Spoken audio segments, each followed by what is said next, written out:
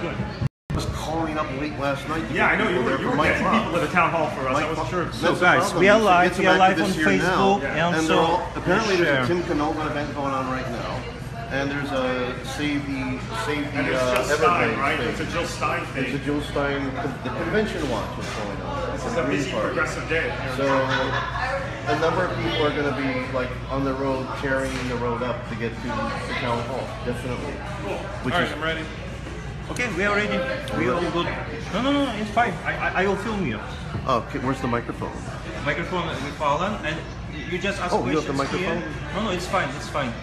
But Brian, you just ask questions. Just ask questions? Yes. Okay, well, let me set the narrative. I'm with Alan Grayson. Welcome to our Facebook. we have to get up there. Yes. Okay.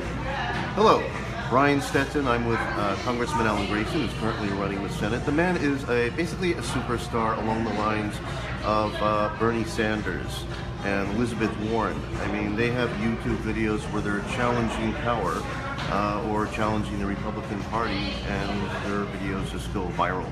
Very well known among the progressive community, basically a fighter for power. And what we've seen since the Democratic National Convention is literally a purging of the left. Reminds me of the end of the movie The Godfather, where you have concurrent hits occurring on all the heads of the rival families. That's going on right now. Well, you had Nina Turner, for example, thrown out the DNC convention. I'm going off track. This man is basically having a and basically the media has been completely unfair as usual. The media has been completely unfair to you, especially regarding the accusations of your ex-wife Lolita. I know both sides. I mean, I've been very good friends with women that have been in physically abusive relationships, but I also know people, for example, activist Joe Krebs. There is a man that when he was going through a rough divorce and there was money on the table, basically false allegations of abuse were put to him, recommended by the lawyer. It happened. False allegations happen. Far worse than that. I mean, in this case, there's not only the case of my being abused and then she would call the police and try to make trouble against me, but the children as well. I don't know if you're aware of this, but all three of my older children live with me exclusively. Right. I have full custody of the children. And what happened is they ran away from home because she was abusing them and called the police 6 times after we separated. So that gives you the kind of mentality that we're talking about here. She abused them and then called the police and tried to get them in trouble. Now, I read that your daughter, Sky Grayson, has basically said that your mother has, that her mother has mental issues, Lolita. And she says all her allegations are completely false. Right? That's right. I mean, my daughter's an adult. She's allowed to speak for herself at this point. And she's done that twice. First, when this trash was first raised against me 2.5 years ago, the court dismissed everything immediately because there's a videotape that actually showed my ex hitting me twice in the face and my backing away. And now when they try to regurgitate it for the benefit of this campaign, my daughter stepped forward again and explained exactly what's right and what's wrong. She said that she hit me, I didn't hit her, she hit all of us, including my 80-year-old mother. That's a very important video, actually. I mean, totally the opposite of, say, for example, remember a year ago there was that famous was it NFL football player Ray Rice punching his wife in the elevator. This is exactly the opposite. You're humbly checking your mail. You stop at your home, and your wife comes out attacking you. Yeah. Literally, her fists flailing. That's right. And it's basically what's going on. Okay. Basically, it's the opposite. I think, and she made an accusation of you then, right? Yes, and the judge dismissed it. Look, this is somebody who claimed to be single when we got married, and even that turned out to be false. I mean, she perjured herself over and over and over again during the divorce proceedings. And now she's stepping forward once again to try to make trouble. But let's face it, we're sophisticated people. We know that who's really behind this. This is the Murphy campaign. Because they can't win on the issues, so of course they have to try to smear me. I'm a champion of Social Security and Medicare. I've been championing senior health my whole adult life. I started the Alliance for Aging Research with Daniel Perry and increased funding for aging research by 500%. Patrick Murphy said on national TV that he's looking to cut Social Security and Medicare across the board. This is somebody who literally has no way to win except to smear me. And that's exactly what he's done from day one in this campaign. Whether it's this or anything else, it's just a relentless smear campaign by Patrick Murphy, who's running the dirtiest campaign in the history of Florida. Oh yeah, no, don't worry, Alan. I do want to hit the issues.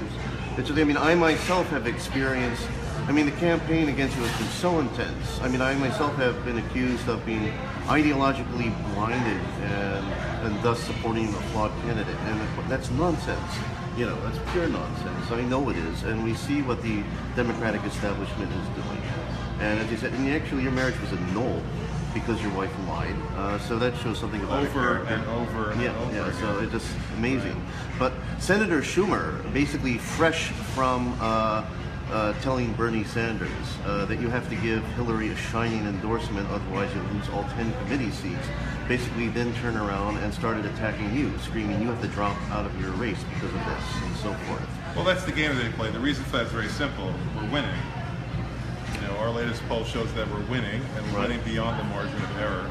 So as we get closer and closer to decision day, they get more and more and more desperate. And they think that the way to deal with that is just to elevate the smears higher and higher. And we'll see if that works or not. I mean, look, you know, I'll tell you, in my district where people on the average make $12 an hour, they're looking for somebody who's going to do something good for them. Trust fund child Patrick Murphy, who hangs out on his 97-foot-long yacht that sleeps 8 and costs $100,000 just to fill the tank, he's not going to be doing much good for them. But they know that I will, because that's exactly the way I've been. I've been a champion for justice, equality, and peace the entire time that I've been in Congress. And before that. Patrick Murphy basically silver spoon in the mouth. Some part of the Republican.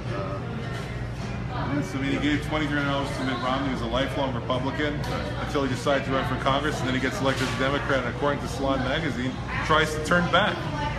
He said to Boehner, according to Salon, he'd like to be a Republican again, and Boehner said, we're not interested. Thank you very much. Do you think he'll turn on the TPP? He went against the fast track, but I believe that he voted against fast track simply to get labor to endorse him for this election, and I think he's going to turn around. He is a callow tool. He will do whatever he is told to do. He's a puppet. That's what Patrick Murphy is. He's a puppet. Owned by Wall Street, his main donor, just like Senator Schumer. He sells the law. He cuts the law into little pieces and he sells to the highest bidder.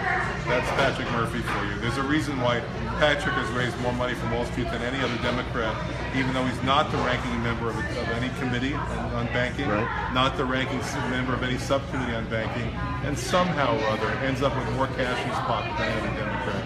That's because the voting card is for sale to the highest bidder. What do you think of the behavior of the establishment this election cycle? It has been pretty bad. It's exactly the way you describe it. It's a purge.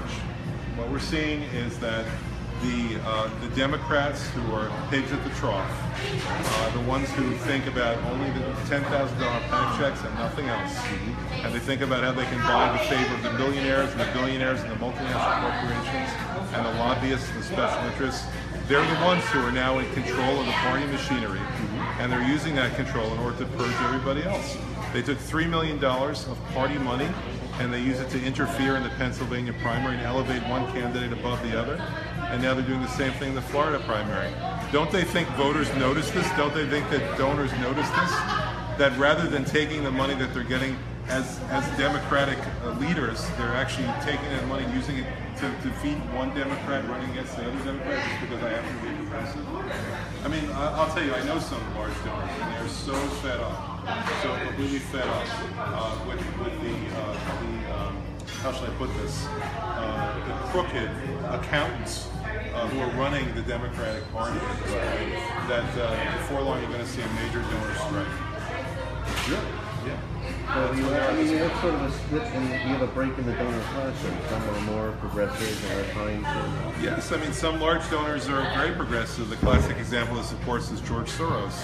Okay. You know, do you think that donors like that are progressive in their heart, like to see the fact that the party is using every tool at its disposal to defeat progressives all across the country? not just me, but Donna Edwards and so many others all across the country. I've noticed that about George Soros. I mean, if you go back, you can Google for a debate between George Soros and Paul Krugman, the Nobel Prize-winning economist, and you'll see George Soros, surprisingly, was to the left of Paul Krugman, more critical of the current capitalism. And that took me totally by surprise. Well, look, there's a fundamental flaw that is just increasing over time, and it's obvious to us all. The rich get richer and the poor get poorer. If the trend continues, soon one person will own everything. And where does that leave us? And what it's doing is, over time, it's substantially weakening not just our economy, but the world economy. The existence of wealth means money that is unspent. Okay, a wealthy person is someone who gets more money than he spends. Okay, that takes money out of circulation. And that's true whether you're talking about a wealthy billionaire or it's true whether you're talking about a multinational corporation. The Fortune 500 companies, the 500 largest companies in America, have over $1 trillion in cash on their balance sheets that's just sitting there. It's not being invested. It's not creating jobs. It's not creating demand. And what it's doing is draining the economy worse and worse over time. So we end up with federal deficits as fiscal policy. We end up with enormous expansions of the monetary base, quantitative easing as monetary policy. These are all basically patches. These are band-aids on the underlying problem, which is that money is being accumulated and goes unspent. So over time, the economy gets weaker and weaker and weaker. Now, some people who benefit from that, like Patrick Murphy's father, you can be sure that they're not going to do anything to correct that problem. But Soros, being a person who recognizes how the modern economies work, he does recognize that problem. And I imagine Paul Krugman does as well. But the fact is that if your eyes are open, you realize that we're heading for a future with nothing but debt slavery and cheap labor in America and most of the industrial countries. Quantitative easing in particular is something that upset both the left and the right, I've noticed over the years, seen as a giveaway strictly to the rich. But the idea that you couldn't have done sort of a debt jubilee, quantitative easing money to the public rather than to the banks, because that would bring up the notion of moral hazard, doesn't make any sense to me. Listen, let me just explain it in plain terms, okay, what quantitative easing really means. The Federal Reserve creates cash out of thin air. They used to call it a printing press, but now it's just basically some numbers on a screen, okay? They create cash out of thin air. They use that exclusively to buy assets. Who owns those assets? The rich own those assets, of course. Who owns assets generally? It's the rich. The top 1% owns half of all the assets in America. So they use that money that they created out of thin air to buy assets. The law of supply and demand tells you what happens next. The value of those assets go up. So the Fed is debasing the money that's in your pocket, in your wallet, those bills that you have in there, plus whatever's in your savings account, for the benefit of driving up asset prices, and therefore indirectly trying to spur aggregate demand in the least effective way possible. That's what quantitative easing actually is. It's creating money, cheapening the existing money in your pocket for the benefit of driving up asset values that are owned primarily by the rich. So they could have done a quantitative easing to the public. The government could have told the public, use it to pay down your debt. That's essentially the same as the asset transfer. Yes, but instead, what my audit the Fed bill demonstrated, I arranged for the first audit of the Fed in the first century of its existence, the first independent audit. What we found was $23 trillion in bailout money, and 5 of the 10 largest recipients were foreign banks. Not U.S. banks, not U.S. individuals like you're suggesting, not even U.S. corporations, but foreign banks. 5 out of the top 10 recipients. Some of them received close to $1 trillion. Ben Bernanke even suggested a quantitative easing to the public. Oddly enough, to Japan. Then he turned around to our own economy. Oh, I think that he is suggesting something even more radical than that. But he's suggesting that they adopt negative interest rates on extremely long-term bonds, which essentially means that you never pay it back. I mean, right now, the horizon for debt is generally 10 to 30 years. And right now we're seeing negative interest rates because the monetary base is being cheapened and destroyed through quantitative easing all around the world. So we're seeing more and more negative interest rates. If you have negative interest rates on a 50-year bond or a 100-year bond or a 200-year bond, what that really means is the money will never be paid back. No, the debt will never be paid back. That's right. never was meant to be paid that. And that's what he's been discussing in Japan. Do you feel that we're stuck in a state of stagflation then? No, it's not stagflation. I mean, it's not stagflation in the sense that we had in the 80s, the late 70s, in the sense that there's large increases in the prices of goods and services that people are buying. Right. But what's happened is we're stuck in a debt trap that is created and perpetuated and worsened by unequal distribution of wealth and an unequal distribution of income. It gets worse and worse and worse. I mean, think about it this way. Right. Let's say hypothetically we woke up one day and one person did own everything in the world. Right? And he got that $50 trillion of world national product, if you will, the GNP for the world, the gross world product, GWP, $50 trillion. And he decided that he'd buy 3 more airplanes, he'd buy 2 more mansions, maybe he'd spend something like $100 million, which is pretty much all you can humanly spend if you're one individual in any given year. Right. That means in the following year, the world GNP drops from $50 trillion down to 100 million, whatever he spends, because no one else has any money to spend. The more unequal the distribution of wealth and income is, the more difficult it is to sustain the aggregate demand that people need in order to be able to sell their goods and services to each other. Well, there is no aggregate, and aggregate demand's drying up right now.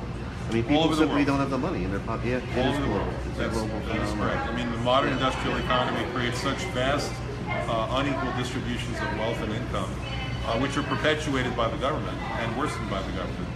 That the net result of that is that everyone is heading toward corporatism all around the world. And we see the reaction to that among the people here, people following Bernie or Trump, the reactionary right, and that led to reactionary right movements throughout Europe too. And both reactionary right and left pushing for leaving Europe Brexit. What is your opinion of Brexit? You know, I have mixed feelings about it. I think, you know, my view is somewhat different from most people's points of view. It doesn't. What brought about Brexit was the fact that they opened the borders to anybody who wanted to come in from anywhere in the European Union, and this resulted in a backlash. You know, our nation has borders. There are laws to govern who can come into the country and who can't. In the case of Britain, they basically relinquished that, and that led to a backlash. That's sort of understandable. Most countries all around the world are populated by people who want to have some kind of degree of control over who comes into the country and who doesn't. That's part of it. I think the bigger role was the austerity policies pushed by the European Union. Yes, and that's a fair observation, yes. The fact that the European Union really lacked any type of democracy. There is no democracy. I mean, it's Yanis Varoufakis, who was for staying in, felt that there was perhaps some way to reform the European Union internally, and even he admitted that the European Parliament, people say it has a democracy deficit, but he says, saying that the European Parliament has a democracy deficit is sort of like saying there's an oxygen deficit on the moon. You know, there isn't any. So there is a fundamental problem, and we're going to have to wrap this up because we have to go to our next appointment. The fundamental problem is that the European Union, like the World Bank, has become part of the machinery of austerity that destroys people's lives and even their hopes. Hope for a better world. And without the European Union, we never would have seen 25% unemployment in Greece, 25% unemployment in Spain, something very much approaching that in Portugal, huge economic dislocations in Ireland and in Italy, and the imbalances that you see where essentially the entire continent is going heavily into debt to Germany and to Switzerland, and again, becoming a whole continent of debt slavery and cheap labor. That is the way that it's working in practice, whatever the original concept may have been. Everybody agrees that there shouldn't be any more war in Europe. Everybody agrees with that. But to say that you go from that to create a device to impoverish tens of millions or even hundreds of millions of people for the benefit of a select few, that's a different story. And I'm sorry, but we need to go. We need to go. Thank you very much for joining us. Thank you, Alan Grayson. Thank you very much. Thank you.